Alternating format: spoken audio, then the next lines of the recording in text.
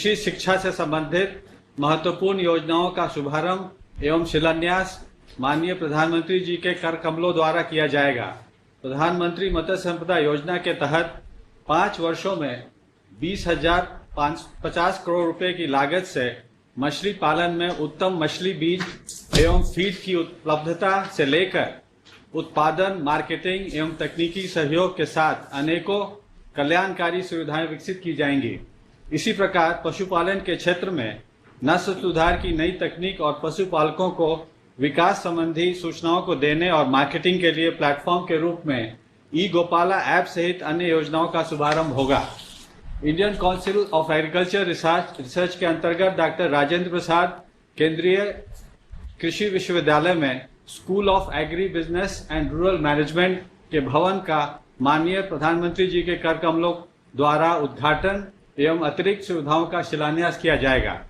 इस सुअवसर पर मैं माननीय केंद्रीय मत्स्य पालन, पशुपालन एवं डेयरी मंत्री श्री गिरिराज सिंह को स्वागत भाषण के लिए आमंत्रित करता हूं। माननीय प्रधानमंत्री जी, आज का दिन केवल बिहार के लिए नहीं बल्कि पूरे देश के लिए सुखद दिन है। और आज वर्चुअल कार्यक्रम में मैं एक चीज बताना चाहता हूं इसके माध्यम से। कल 60 लाख से ऊपर लोगों ने अपने रजिस्ट्रेशन के लिए रजिस्टर्ड कराने के लिए दिया है और ये 1.25 करोड़ से ऊपर लोग इसको आज देखेंगे। ये मेरे लिए बड़ा ही सुखद है क्योंकि पहली बार इतने बड़े वर्चुअल कार्यक्रम में मुझे शिरकत करने का मौका मिला है। मंच पे आसीन माननीय राज्यपाल महोदय जी का भी स्वागत करता हूं, माननीय मुख्यमंत्री जी और माननीय उप मुख्यमंत्री जी बिहार, जिनके नेतृत्व में मुझे इस विभाग में भी उनके साथ काम करने का मौका मिला, माननीय गृह राज्य मंत्री जी नित्यानंद राय जी, मेरे मंत्रालय मेरे सहयोगी माननीय डॉक्टर संजीव बालियान जी, माननीय श्री प्रताप चंद्र सारंगी जी, कृषि राज्य मंत्री कैलाश चौधरी जी और साथ में सांसद जायसवाल जी, संजय जायसवाल जी और भारतीय जनता पार्टी के अध्यक्ष माननीय प्रेम कुमार जी जो बिहार के कृषि पशुपालन और मत्स्य के मंत्री हैं, और साथ ही साथ बिहार विधानसभा के ओजस्वी स्पीकर माननीय विजय कुमार चौधरी जी तथा बिहार में विभिन्न स्थानों पर बिहार के मंत्री, बिहार के सांसद, बिहार के विधायक, बिहार के विधान परिषद, बिहार के सभी स्तर के जनप्रतिनिधि, किसान, पशुपालक, कृषि वैज्ञानिक, पशुपालक वैज्ञानिक, फिशरी के सभी साइंटिस्ट और साथ में हमारे ये कामधेनु आयोग के अध्यक्ष भी मेरे साथ हैं। और मैं इस अवसर पर पीएमओ के माननीय अमरजीत सिन्हा जी और साथ में इस विभाग के फिशरी के सचिव माननीय राजीव जी, अतुल चतुर्वेदी जी और सभी किसानों को मैं फिर से कोटिशः धन्यवाद देना चाहता हूं कि आज ये अवसर माननीय प्रधानमंत्री जी आपके नेतृत्व में ये केवल 20,000 करोड़ से ऊपर प्रधानमंत्री मत्स्य संपदा योजना का बिहार से लॉन्च ही नहीं हो रहा है बल्कि बिहार और देश के विकास में एक नए आयाम को लाने वाला ये कार्यक्रम है। मैं आप सबको एक चीज बताना चाहता हूं, जब मैं इस विभाग का मंत्री बना और मत्स्य संपदा योजना हुई तो मैंने अपने सचिव से कहा कि जरा मुझे बताएं कि आखिर आजादी के बाद से 2014 तक मछली का प्रोडक्शन केवल 10 मिलियन टन था, जो हमने 5 साल में 15 मिलियन टन पे गए। क्या सेंट्रल एलोकेशन से कितना पैसा गया? जान करके मुझे बड़ा आश्चर्य हुआ कि 1947 से लेकर 2014 तक मात्र 3,680 करोड़ हुआ, जबकि 6 साल में हम 26,000 करोड़ का आपके नेतृत्व में आपने इस विभाग को उन ऊंचाइयों पर ले जाने का काम किया। 47 से लेके 14 तक 10 मिलियन और आपके कार्यकाल में 15 से 20 तक में 5 मिलियन, और आपने दिया है एक दिशा जिसमें हम 70 लाख टन यानी 7 मिलियन हम ले जाएंगे 5 साल में। ये मत्स्य संपदा केवल मछली का उत्पादन नहीं बढ़ाएगा, करोड़ों युवकों को, महिलाओं को रोजगार के अवसर, समुद्री में आपने सीवीड का जिससे सेल्फ हेल्प ग्रुप को रोजगार मिलेगा, और वहीं हमने ऑर्नामेंटल फिश जो नॉर्थ इंडिया में भी सेल्फ हेल्प ग्रुप से जुड़ करके ये दुनिया में $15 बिलियन से ज्यादा का मार्केट है, हमारा शेयर नगण्य है। इसलिए मैं मत्स्य संपदा योजना को एक परिवर्तन की योजना मानता हूं, किसानों के लिए, मछुआरों के लिए और मछली पालकों के लिए। फीड बनाने वाले, आज आप मधेपुरा के नौजवानों ने फीड मिल खोला है, कभी बाहर से आता था, वही नहीं, मछली के क्षेत्र में प्रधानमंत्री जी लैब नहीं था कि मछली के स्वास्थ्य का 2 लैब को आपने बिहार में दिया, एक किशनगंज के फिशरी कॉलेज में, दूसरा दिया ढोली फिशरी कॉलेज जो सेंट्रल यूनिवर्सिटी राजपूषा में है। ये बताता है कि हम कैसे इसको एक्सपोर्ट को ले जाने का आपका ध्येय है। आपने वही नहीं किया बल्कि ब्रूड को भी जोड़ा। आपने कहा था मुझे कि इसे quality of seed, quality of feed और उसके डायग्नोस्टिक को आप, तो वो सारे के सारे आज सीतामढ़ी में ब्रूड बैंक का भी आज उद्घाटन है, यानी हम ब्रूड बैंक को भी ले रहे हैं, एक्वेटिक लैब को भी ले रहे हैं और वहीं फीड को भी ले रहे हैं। ये एक अभूतपूर्व परिवर्तन लाने वाला ये कार्यक्रम है। माननीय प्रधानमंत्री जी, आपके नेतृत्व में 5 साल में 24,000 हेक्टेयर में नए तालाब खुले।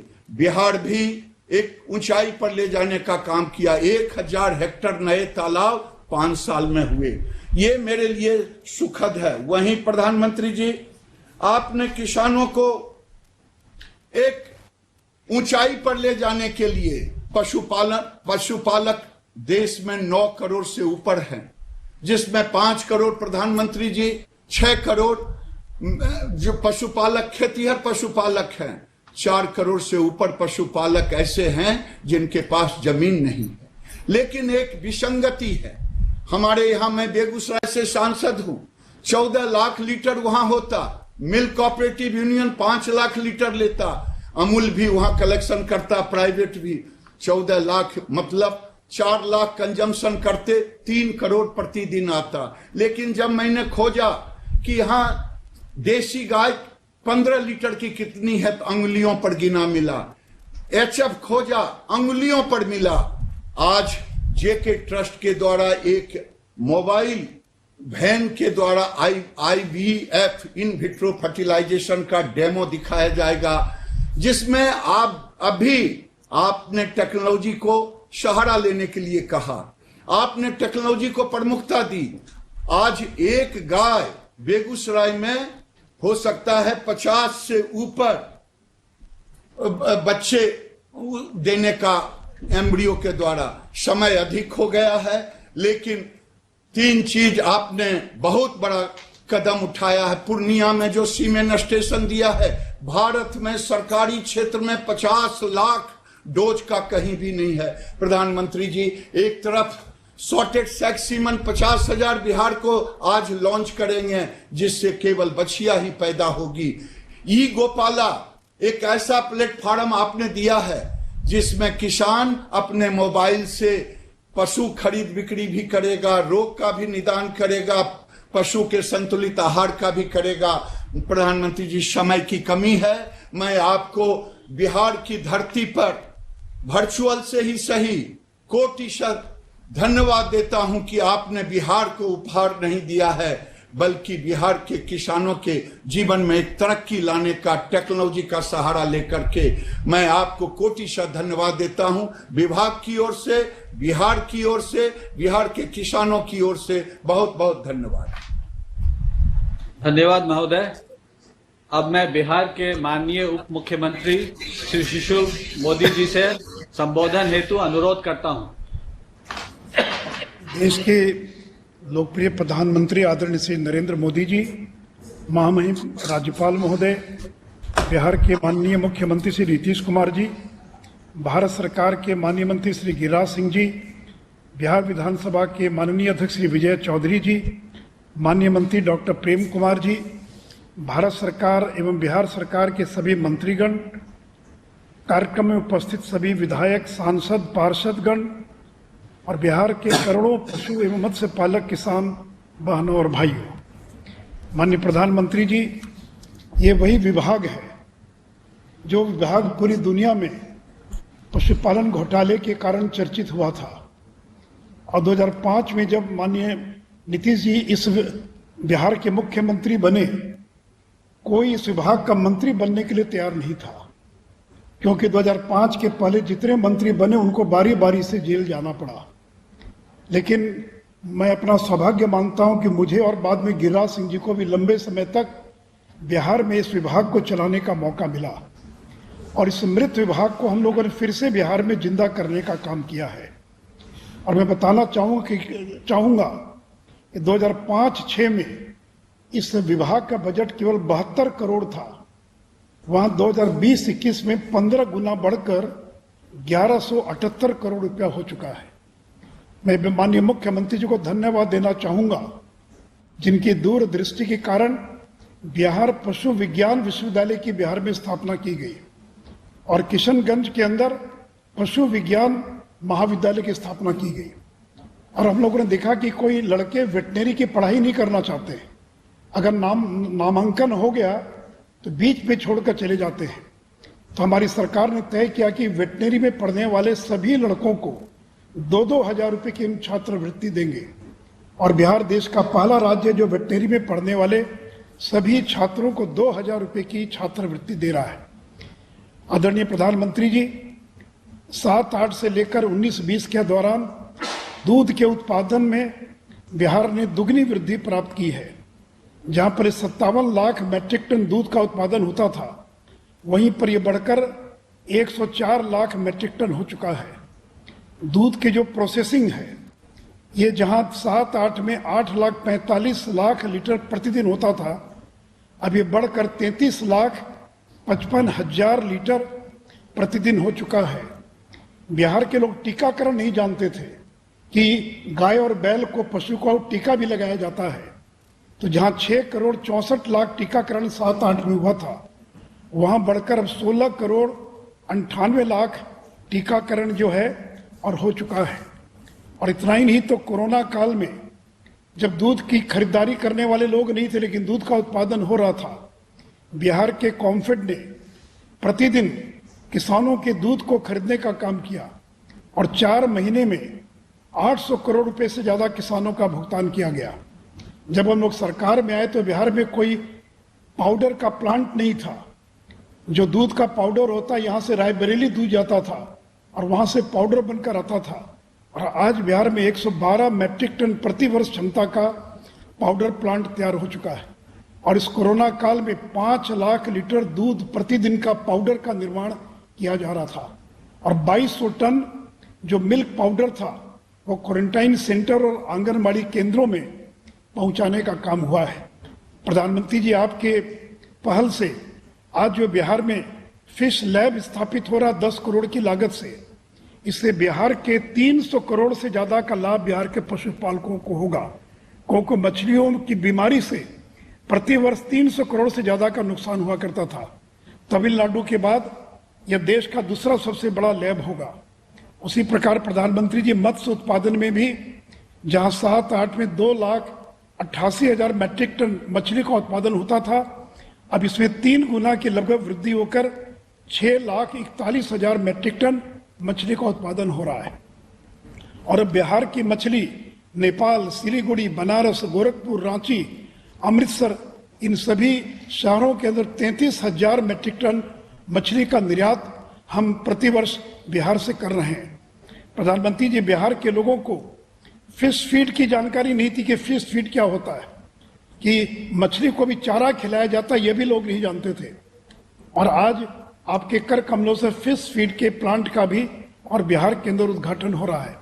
तो माननीय प्रधानमंत्री जी, मुझे पूरा भरोसा है, मुझे पूरा विश्वास है कि 294 करोड़ की लागत की जो आपने सौगात दी है, तो बिहार के अंदर ब्लू रेवोल्यूशन और व्हाइट रेवोल्यूशन, इन दोनों की दिशा में बिहार और तेजी से आगे बढ़ेगा और बिहार के करोड़ों पशुपालक और मत्स्य पालकों की आमदनी जो है दुगना करने में हम सफल होंगे। इन्हीं शब्दों के साथ आपको धन्यवाद और बधाई देता हुआ अपनी बात समाप्त करता हूं। धन्यवाद। धन्यवाद महोदय। अब मैं माननीय मुख्यमंत्री बिहार श्री नीतीश कुमार जी से आग्रह करूंगा कि वे अपने अभिभाषण से हमें लाभान्वित करें।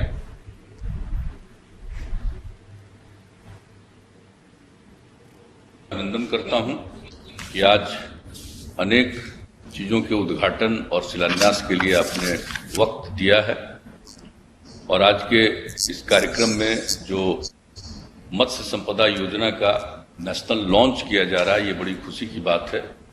और इसके अलावा बिहार की कई योजनाओं का भी आपने उद्घाटन और शिलान्यास का समय दिया है, इसके लिए हृदय से आपको बहुत बहुत धन्यवाद देता हूं।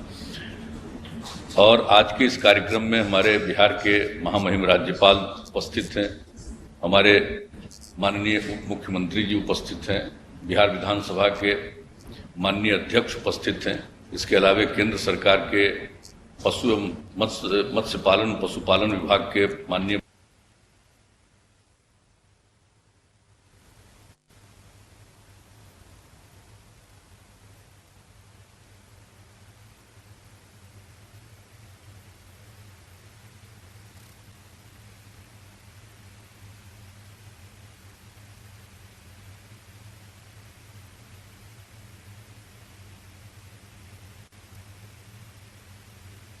के लिए अभिनंदन करता हूं। और आपने जो यहाँ कार्यक्रम किया अनेक योजनाओं का, जिसका जिक्र हमारे अभी माननीय उप मुख्यमंत्री जी ने भी किया, माननीय केंद्रीय मंत्री जी ने भी इसकी चर्चा की है। मैं उस बात को दोहराना नहीं चाहता हूं, क्योंकि हम सब लोग आपको सुनना चाहते हैं। और जो कुछ भी हुआ, मैं विशेष रूप से सबके लिए तो धन्यवाद देता ही हूँ, लेकिन ये जो पूर्णिया में मरंगा में सीमेंट स्टेशन का उद्घाटन किया जा रहा है, इसी का शिलान्यास 12 मई 2018 को हम लोगों ने किया था।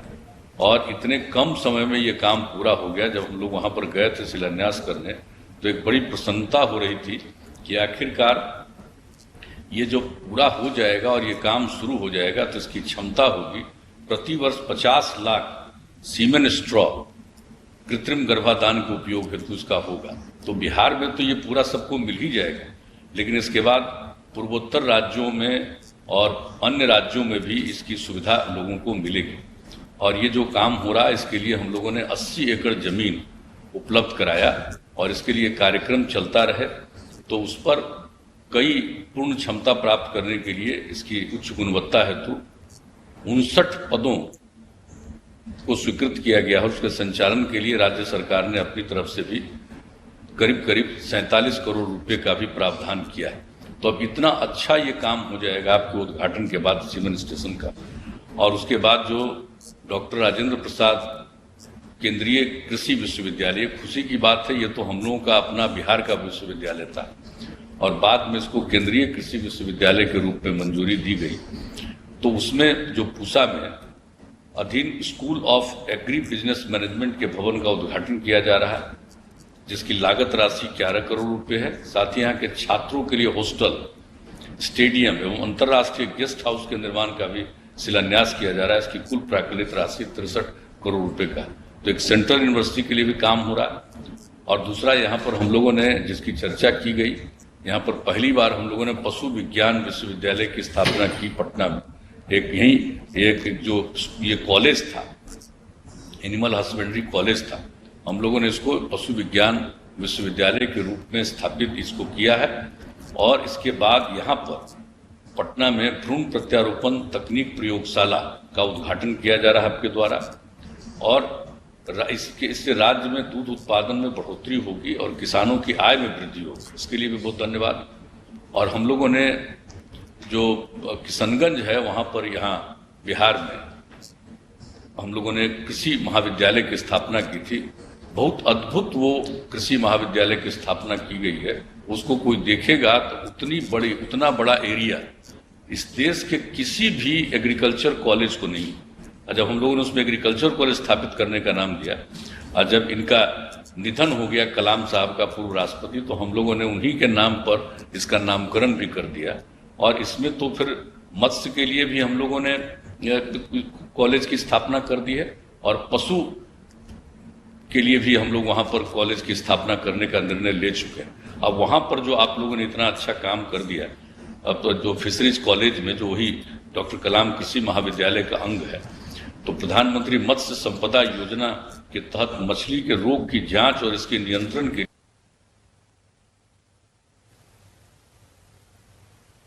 सबकी चर्चा की गई। ये बहुत प्रसन्नता का विषय है, और आपको इस बात की जानकारी होगी ही।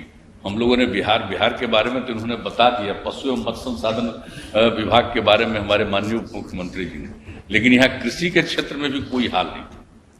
आजकल तो कुछ लोग बोलते रहते हैं। हम लोगों को बिहार के लोगों ने काम करने का मौका दिया, और जो बिहार में हम लोगों ने काम किया है, तो बिना काम को देखे कुछ से कुछ लोग बोलते रहते हैं। जो कृषि का क्षेत्र था, और बिहार की जो आबादी है, माननीय प्रधानमंत्री जी, 89% आबादी हम लोगों के लोग गांव में रहते हैं। इतना बड़ा राज्य माना जाता है, इसका 89% आबादी गांव में, और 76% आबादी कृषि और इससे जुड़े हुए अन्य चीजों पर निर्भर है। इसलिए हम लोगों ने उनके उत्थान के लिए यहाँ बहुत आकलन और अध्ययन किया। और हमारे अभी उप मुख्यमंत्री जी, यहाँ पर तो कोई जानता ही नहीं था मछली वगैरह के उत्पादन के लिए, कुछ नहीं होता था, अपने आप जितना हो गया। तो यहाँ से पहली बार लोगों को हम लोगों ने भेजा, इन्होंने भेजा सबको बात करके, मत्स्य पालकों से बात करके, ये जो अपना केंद्रीय जो है विश्वविद्यालय, central institute of fisheries education, ये काकीनाडा में आंध्र प्रदेश में, और central inland fisheries research institute Kolkata में, तो इन सब जगहों पर भेजा गया। हजारों की संख्या में लोगों को हम लोगों ने ट्रेनिंग दिलाया, और उसके बाद वो काम बढ़ता गया। और इसके बाद तो आपको पता ही है, हम लोगों ने कृषि रोड मैप की स्थापना की। पहला रोड मैप 2008 से 12 तक, फिर 12 से 17 दूसरा कृषि रोड मैप, और तीसरा कृषि रोड मैप 17 से 22 के लिए चल रहा है। और इसमें जो प्रगति हुई है दूध के बारे में इन्होंने बता दिया, और इसके अलावे दूध के अलावे कई चीजों में इतना हुआ, मांस का भी उत्पादन हुआ। अंडा का औसत वार्षिक उत्पादन 7-8 में 106 करोड़ प्रति वर्ष से बढ़ करके 274 करोड़ प्रति वर्ष हो गया। यहाँ पर अंडा भी बाहर से आता था, सबसे ज्यादा तो आंध्र प्रदेश साइड से अंडा आता था। अब आजकल वो घट करके इतना कम हो गया, बाहर से आने वाला बहुत कम अब आ रहा, अब यही हो जा रहा है सब चीज। और मांस के उत्पादन में भी वृद्धि हुई है। 1.8 लाख मीट्रिक टन था, जो बढ़कर के 3.83 लाख मीट्रिक टन हो गया है। मछली के उत्पादन के लिए उन्होंने बता दिया है कि इतना मछली का उत्पादन बढ़ गया है। अब मात्र 65,000 मीट्रिक टन मछली अब बाहर से आता है, बाकी समूचा सब कुछ यहाँ पर काम शुरू हो गया है। तो इसलिए एक एक चीज के लिए जो हम लोगों ने यहाँ पर जानकारी दी कि भेजा गया, और किस तरह से हम लोगों ने यूनिवर्सिटीज वगैरह की स्थापना की, और इसके अलावे कॉलेजेस की और स्थापना की। और उन्होंने बता दिया कि जब हम लोग देखते थे कि एग्रीकल्चर से और ये पशुपालन से लोग चले जाते थे, स्टूडेंट बहुत रहते नहीं थे, तब हम लोगों ने पहली बार तय किया, और हर स्टूडेंट को, हर छात्र 2,000 रुपया प्रति माह और 6,000 रुपया हम लोग देते हैं उन लोगों को किताब वगैरह खरीदने के। तो उसके बाद से सब सारे स्टूडेंट रहने लगे। तो ये किस तरह से काम हुआ है, और हम लोगों की तरफ से जो कुछ भी हो रहा है वो तो काम हम लोग करने की कोशिश कर ही रहे। एक जो सबसे अच्छी बात है यहाँ के लिए, जो आप लोगों ने योजना शुरुआत की है, उसको और वृद्धि मिलेगी। अपने बिहार में चौर एरिया है, उत्तर बिहार में करीब 9 लाख हेक्टेयर का चौर एरिया है, जिसमें मुश्किल से 1 महीना पानी खत्म होता है, लेकिन बाकी समय पानी रहता है, खेती नहीं हो पाता है। अभी हम लोगों ने सब जगह देख करके अंत में निर्णय करा दिया, और राज्य सरकार से भी योजना शुरू कर दी है कि भाई जो चौर किसके एरिया में है, जो भी पूरे एरिया में ही चौर है, तो जिसका भी है उसको हम लोग अब प्रेरित कर रहे हैं कि एक हिस्सा उसको और गड्ढा करके बना दीजिए आप तालाब, और उसी को निकाल करके मिट्टी को दूसरी तरफ भर दीजिए ताकि वो खेत हो जाए। और हम खुद भी देखने गए छपरा जिले में, और जो इतना अच्छा से काम लोगों ने शुरू किया है, और राज्य सरकार ने भी एक योजना बना करके उसमें लोगों को मदद देने का और राज्य सरकार की तरफ से कर रहे हैं कि एक तरफ लोग मत्स्य पालन करेंगे और दूसरी तरफ उसी में खेती लोग जो करेंगे तो बहुत अच्छे ढंग से उसमें और चीज खेती, फल का, फूल का, इन सब चीजों की खेती हो जाएगी। तो जो कुछ भी एक और चीज खास बात है यहाँ पर बहुत ज्यादा, ये जिसको नीलगाय लोग कहता है, नीलगाय तो है नहीं, वह गुड़परास, ये है गुड़परास। गाय से उसका कोई रिश्ता नहीं, उसकी इतनी बढ़ती चली जा रही है आबादी, और वो इतना किसानों को नष्ट कर, खेतों को नष्ट करता है, उसको नुकसान पहुंचाता है। लेकिन उसी का आकलन किया गया, जो सबसे पहले हम लोगों का यही पटना जिले में कुछ लोगों ने किया, लेकिन अब मोटे तौर पर उसमें भी हमने देखा कि जो हमारा चौर इलाका है वहां पर अब कुछ किसानों को भी हमने देखा, और लोगों को हम लोग अब प्रेरित कर रहे हैं। ये जो गुड़परास है उससे फसल क्षति जो होती है उसको बचाने के लिए अब ये लोग कर रहे हैं कि चौर क्षेत्र में अब लेमन ग्रास और खस ग्रास, खस और लेमन ग्रास, ये दोनों के नजदीक जा नहीं पाता है, वो दूर से ही भाग जाता है। तो हम लोग लोगों को प्रेरित कर रहे हैं। तो इस तरह से अगर जो चौर वाले इलाके में होगा तो एक तरफ पानी एक तरफ रहेगा सब दिन, उसमें लोग करेंगे मत्स्य करेंगे, लोगों की आमदनी बहुत बढ़ने वाली। तो आपकी जब योजनाएं आ गई और आपने जिस तरह से मदद करने का निश्चय कर दिया है, ये मत्स्य संपदा योजना ये मामूली चीज नहीं है। अब ये मत्स्य संपदा योजना हो गई तो इसका तो लाभ लोगों को देश भर में मिलेगा, हमारे यहाँ के लोग भी लाभ लेंगे और अन्य प्रकार की योजनाओं की। और हमने तो आपको कह देते हैं, अभी हमको लगता है कि गिरिराज जी थोड़ा भूल रहे थे, इनको याद हो जाना चाहिए कि हम लोगों ने उसी समय से कहना शुरू किया है, नीचे मछली ऊपर बिजली, यानी मछली का भी उत्पादन, उस पर सौर ऊर्जा का भी। तो कहते कहते अंत में अब एक जगह लोग प्रयोग के तौर पर शुरू किया है कि नीचे मछली और ऊपर से सौर ऊर्जा का भी इंतजाम करेंगे। तो ये सब काम हम लोग कर रहे हैं, लेकिन कर रहे हैं राज्य के अंतर्गत। लेकिन अब आपकी तरफ से जो योजनाओं की सहायता मिली उससे हमारे बहुत सारे किसान हैं, कई योजनाओं का उनको लाभ मिलेगा, उनकी और आमदनी बढ़ेगी। और कुछ योजना जो आप लोगों की तरफ से लागू की गई है, इसका मैं समझता हूं कि पशुपालन के क्षेत्र में, इन क्षेत्रों में बहुत ज्यादा लाभ मिलेगा। और इसलिए इस योजना के आयोजन के लिए मैं आपको पुनः आपका अभिनंदन करता हूं, और आपको मैं इतना ही आश्वस्त करता हूं कि बिहार के लोगों को खुशी हो। जो हमने कह दिया कि हम लोगों के अभी भी 76% लोग इन्हीं चीजों पर, अब इसके लिए जो काम किया जाएगा तो उनको इतनी खुशी हो।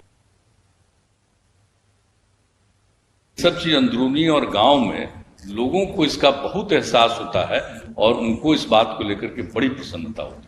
इसलिए मैं सब लोगों की तरफ से भी और अपनी तरफ से भी मैं आपको का पुनः हृदय से अभिनंदन करता हूं, और इस कार्यक्रम के लिए मैं बहुत बहुत धन्यवाद देता हूं। धन्यवाद महोदय। अब मैं माननीय प्रधानमंत्री जी से सादर निवेदन करता हूं कि बटन दबाकर प्रधानमंत्री मत्स्य संपदा योजना का शुभारंभ कर इसे राष्ट्र को समर्पित करें। इस अवसर पर मुझे यह बताते हुए हर्ष हो रहा है कि इस योजना के अंतर्गत आज 21 राज्यों एवं केंद्र शासित प्रदेशों में लगभग 1700 करोड़ रुपए की योजनाओं का शुभारंभ किया जा रहा है।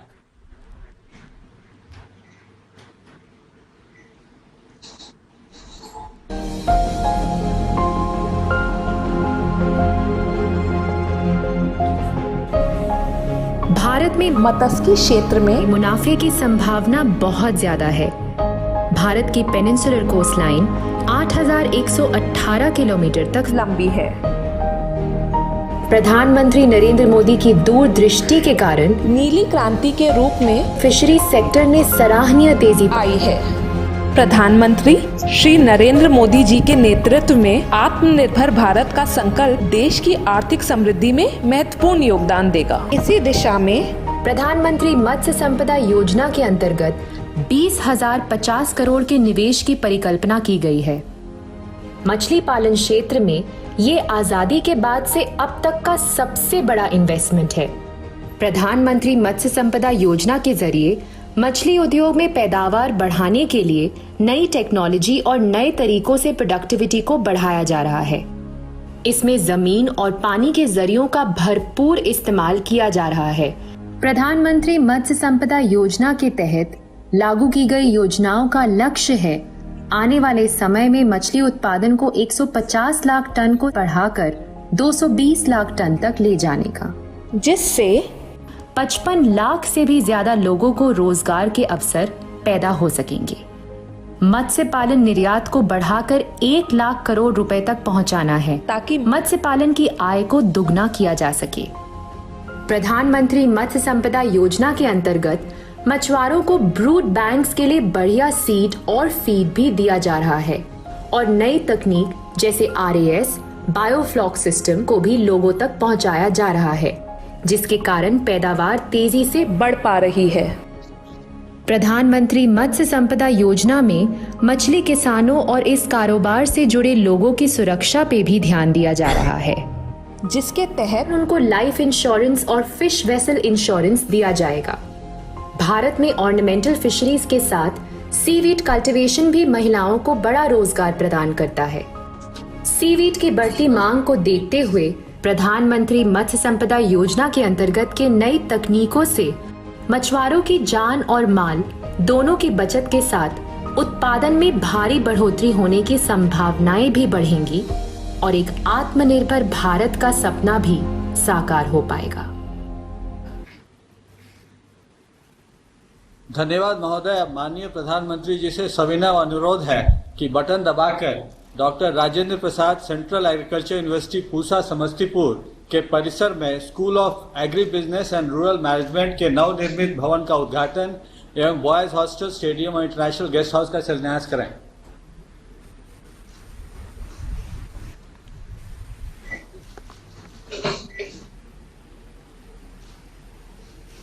धन्यवाद महोदय। अब माननीय प्रधानमंत्री जी से अनुरोध है कि ई गोपाला ऐप को लॉन्च करें और इस ऐप के माध्यम से हमारे पशुपालक भाई बहन को तकनीकी जानकारी प्राप्त होगी और वो इस प्लेटफॉर्म से उन्नत नस्ल के पशुधन की खरीद बिक्री कर सकेंगे।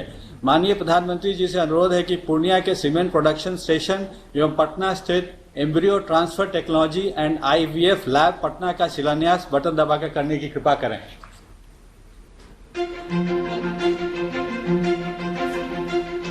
ई गोपाला ऐप माननीय प्रधानमंत्री श्री नरेंद्र मोदी के नेतृत्व में लॉन्च की जाने वाली ई गोपाला ऐप का उद्देश्य एक व्यापक पशु सूचना प्रणाली के साथ सेक्टर को डिजिटल बनाना है। यह ऐप गूगल प्ले स्टोर से डाउनलोड की जा सकती है।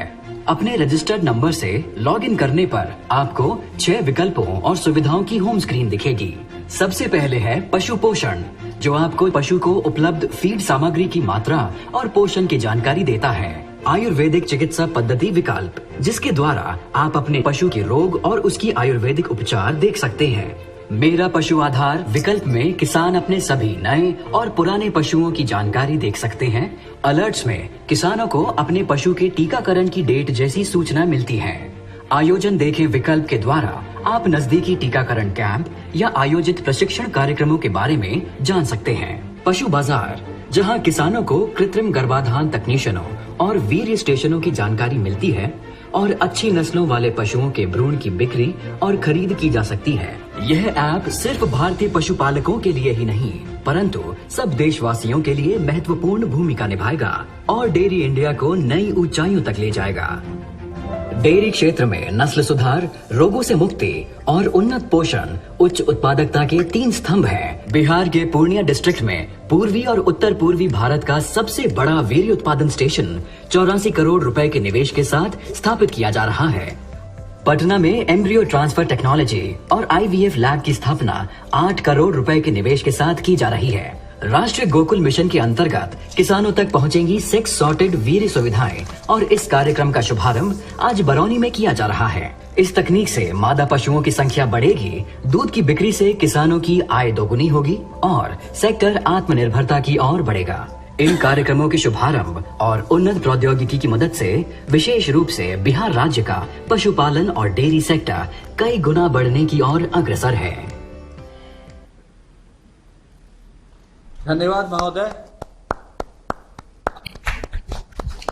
अब हम पूर्णिया जिला चलेंगे, जहां श्रीमती मोनिका भारती माननीय प्रधानमंत्री जी से संवाद के लिए सीमेंट प्रोडक्शन स्टेशन में उपस्थित हैं।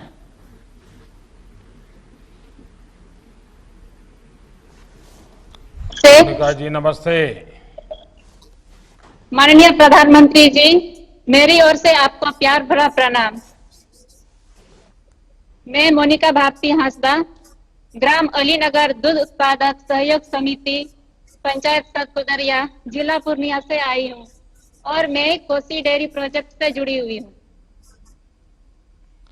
मोनिका जी, आपके घर में कौन कौन है? मेरे घर में मेरे हस्बैंड है, मेरे 2 बच्चे हैं, मेरे भैया भाभी हैं, उनके 3 बच्चे हैं, दादी है और सास ससुर हैं। बड़ा विशाल परिवार है। Yes sir. पशुपालन के अलावा और भी कोई काम करती हैं या फिर इससे ही गुजारा चल जाता है? अभी तो सर इससे ही गुजारा चल जाता है, मतलब ग्रेजुएट किए हैं लेकिन अभी कोई रोजगार नहीं मिला है, तो अभी पशुपालक से ही और कृषि है, मतलब किसान है, क्या खेती कर रहे हैं। किस विषय में ग्रेजुएशन किया? हिस्ट्री में। अच्छा, कहाँ पर किए? मनिहारी कॉलेज से किया सर। अच्छा, अभी आपके पास कितनी गाय हैं? 2 गाय हैं। अच्छा, और कितने दूध की बिक्री दिन भर में हो जाती है? प्रतिदिन 10 लीटर। 10 लीटर? अच्छा। जी। आप पहले से ही सहकारी समिति से जुड़ी थी या फिर कहीं और दूध बेचती थी? इससे आपको कोई नहीं लाभ सर, हुआ क्या पहले- ये नई व्यवस्था से? पहले से ही जुड़े हुए हैं। अच्छा, यानी जब से आपके पास गाय है या जब से आप ससुराल आई, ये काम पहले से ही चल रहा था? ससुराल आने से पहले यहाँ पर कुछ काम नहीं था। यहाँ मेरे इंटर करके मेरी शादी हुई है और मैं ससुराल से ही ग्रेजुएशन की हूँ। और यहाँ पर पहले मतलब मैं एसटी से हूँ, तो यहाँ पर शराब मतलब बनता था हमारे समाज में। तो मेरी शादी हुई, इसके बाद जब शराबबंदी स्टार्ट हुई तो मैंने लेडीज लोगों को जागरूक किया कि शराब नहीं बनाना है। मैंने स्वयं सहायता समूह को भी प्रेरित किया कि उसमें 10 रुपया सप्ताह जमा करना है, उससे भी हमें लाभ हो सकता है। और फिर मैंने जीविका में ही VRP में काम किया किसान लोगों के साथ ही, जिससे कि हमारी आय में बढ़ोतरी हो सके। और अभी उससे भी मतलब मैं आगे आना चाहती हूँ। मोनिका जी, सबसे पहले तो मैं आपके पतिदेव को, आपके ससुर साहब को, आपकी सास को यहाँ से विशेष प्रणाम करता हूँ, क्योंकि आप इंटर के बाद शादी करके ससुराल आई और आपकी पढ़ाई आपने पूरी की। देखिए, ससुराल में आपको इस प्रकार से सम्मान मिलना, इतना प्यार मिलना और आपको पढ़ाई के लिए सुविधा देना, और जैसा आपने यहाँ कहा कि आप SC क्लास से हैं, ये जो जागरूकता पहुंची है, मैं आपके परिवार को बहुत बहुत प्रणाम करता हूं कि उन्होंने आपके लिए इतने सारे अवसर खोल दिए। Thank you sir. मेरे जैसे और भी महिला हैं जो ससुराल में आकर के अपना पढ़ाई छोड़ दी है, उसको भी मेरे मतलब हमें देख करके उसको भी प्रोत्साहन होगा कि हम भी आगे आए। वाह, चलिए, आपने तो इस काम के अलावा भी न सिर्फ बिहार की बेटियों को प्रेरणा दी, देश की बेटियों को प्रेरणा दी है। Yes sir. देखिए, मोनिका और इन जैसी तमाम बहनें आज स्वावलंबन के लिए, आत्मनिर्भरता के लिए तेजी से आगे आ रही हैं। सरकार की भी हर संभव ये कोशिश है कि बहनों को ज्यादा से ज्यादा अवसर मिले, और इसके लिए स्वयं सहायता समूहों को जब और ज्यादा मदद की जा रही है। मुझे विश्वास है कि पशुपालन में तो वैसे भी परंपरागत रूप से ही हमारे यहाँ पशुपालन का काम हमारी माताओं बहनों ने ही संभाला है, लेकिन अगर उनको आधुनिक तकनीक का उनको सहारा मिल जाए, उनको ज्ञान भी मिल जाए और व्यवस्था भी मिल जाए, और पशुओं की अच्छी नस्लें अगर मिलना शुरू हो जाए, उनके स्वास्थ्य की जांच भी आसानी से संभव हो जाए, और जिसकी दिशा में बिहार सरकार भी काफी प्रयास कर रही है, गिरिराज जी के नेतृत्व में भारत सरकार भी अनेक नए नए प्रकल्प चला रही है। मुझे विश्वास है इन सारी चीजों का बहुत बड़ा लाभ मिलेगा आपको। और आप जैसे पशुपालक निश्चित ही देश की अर्थव्यवस्था में एक नई ताकत बनेंगी। लेकिन आप मोनिका जी पढ़ी लिखी हैं, मैं आपसे आग्रह करूंगा, अभी आपने देखा होगा कि कुछ न्यूज चैनल ने गुजरात की बनास डेयरी की 10 बहनों का बड़ा परिचय दिया था। वो गांव की किसान बहनें थी, कोई ज्यादा पढ़ी लिखी तो नहीं थी, लेकिन वो 1-1 करोड़ रुपयों का दूध का कारोबार करती है। यानी अपने आप में सिर्फ पशुपालन और दूध का काम। अगर आप वेबसाइट पर जाओगी बनास डेयरी की या अमूल डेयरी की या साबर डेयरी की, तो आपको ऐसी कई बहनों ने कैसे पराक्रम किए हैं, आपको बहुत सारी जानकारियां मिलेगी। तो मैं जरूर मोनिका जी, आपने जैसे पढ़ाई में रुचि ली है, अब आप वैज्ञानिक तरीके से पशुपालन के इस काम को आगे बढ़ाइए। आपने जो ग्रेजुएशन किया है, इसलिए और नया कुछ खोजने में समय बर्बाद मत कीजिए। आपके पास जो ताकत है, उस ताकत से आप पूरे क्षेत्र का, पशुपालन का कार्य क्षेत्र ही बदल सकती है। और बड़े विश्वास के साथ आगे बढ़िए। आपके क्षेत्र के सारे किसान पशुपालक आपको जीवन भर आशीर्वाद देते रहेंगे। और मुझे विश्वास है कि आप जैसे पशुपालकों को और आपके कारण अन्य लोगों को भी बहुत लाभ मिलेगा। मेरी तरफ से आपको बहुत बहुत शुभकामनाएं हैं। Thank you sir. धन्यवाद। इसके बाद अब श्री ब्रजेश कुमार बरौनी से माननीय प्रधानमंत्री जी से वार्ता करेंगे।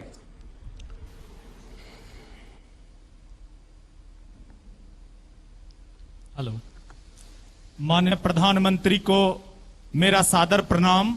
मैं ब्रजेश कुमार, ग्राम कोड़े, थाना गढ़पुरा, जिला बेगूसराय, जो दूध संघ बरौनी के अधीनस्थ आदर्श किसान दुग्ध उत्पादक सहयोग समिति का एक सदस्य किसान हूं।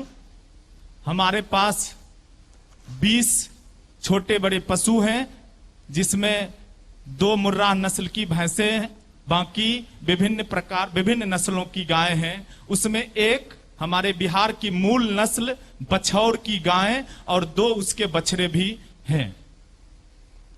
ब्रजेश जी, आप पढ़ाई लिखाई की या बस ऐसे ही पशुओं की सेवा में लग गए? सर, हमने पढ़ाई की है। मैं ISM धनबाद से diploma in electronics and telecommunication की पढ़ाई की। उसके बाद हम दिल्ली हाई टेक्नोलॉजी सॉल्यूशन से एम्बेडेड सिस्टम डिजाइनिंग की भी पढ़ाई प्राप्त की है। अरे वाह, आपके पास तो काफी कुछ ज्ञान भी है और उसमें भी टेक्नोलॉजी का ज्ञान है। आपने पढ़ाई की है और उसके बाद भी आपने इस क्षेत्र को चुना है। देखिए, यही चीजें देश में प्रेरणा देने वाली है। तो खेती, किसानी और पशुपालन के इस काम में आपका मन लग रहा है, या आपको लगता है कि नहीं ये तो ठीक है, अभी टेम्पररी करना हूं, कुछ और करूंगा, ऐसा मन करता है क्या? सर, पढ़ाई के उपरांत मैं CBSE के लिए काम करता था। उसके लिए सॉफ्टवेयर डिजाइन करता था कंटिन्यूअस कॉम्प्रिहेंसिव इवोल्यूशन का 2012-13 में। 13 के जुलाई में मैं गांव वापस आया और हमने कहा कि मैं पशुपालन करूंगा, और मुझे गांव समाज का बड़ा विरोध झेलना पड़ा, लेकिन मैं दृढ़ इच्छा शक्ति के साथ उसमें लगा रहा। और आज मैं गर्व से कहता हूं सर कि मैं वो ऋषि पुत्र कृषक हूं जिसके उगाए गए अनाज से हमारे हिंदू सनातन धर्म में ठाकुर जी के भी भोग लगते हैं। वाह वाह। और अगर इतने महत्वपूर्ण उत्पाद के उत्पादक अपने आप को दीनहीन महसूस करेंगे तो फिर हमारा देश विकास नहीं कर सकता। इसलिए गर्व से हम कहते हैं कि हम पशुपालक किसान हैं। ब्रजेश जी, मुझे आपके शब्द सुनकर के मुझे खुद को ही प्रेरणा मिल रही है। हमारे देश का गर्व है कि ब्रजेश जी जैसे आत्मविश्वास से भरे हुए और क्लियर विजन वाले नौजवान अपने ज्ञान का और क्षेत्रों में कैसे उपयोग हो, इस प्रकार का कमिटमेंट रखने वाले नौजवान। ब्रजेश, मैं सच बताता हूं, आपकी आधी मिनट आपने ली, लेकिन मुझे इंप्रेस कर दिया। देखिए, गांव में रहकर अपने घर पर ही ये जो काम कर रहे हैं, उसे कितनी आमदनी हो जाती है, कितनी बचत हो जाती है, ये तो शायद आप हिसाब किताब नहीं लगाते होंगे, लेकिन आपका कमिटमेंट है इसलिए करते होंगे। लेकिन फिर भी मैं जानना चाहूंगा कि क्या स्थिति होती है। सर हिसाब किताब लगाते हैं। सबसे पहले हमने बिहार सरकार के माननीय मुख्यमंत्री के दिशा निर्देश में चल रहे समग्र गौ विकास योजना अंतर्गत 20 गायों का अनुदानित भारतीय स्टेट बैंक से गौशाला खोला और उसके जितने भी मानक थे सर, मैं बिहार का उस योजना से सब्सिडी प्राप्त करने वाला पहला लाभार्थी हूं। ये गौरव मुझे प्राप्त है।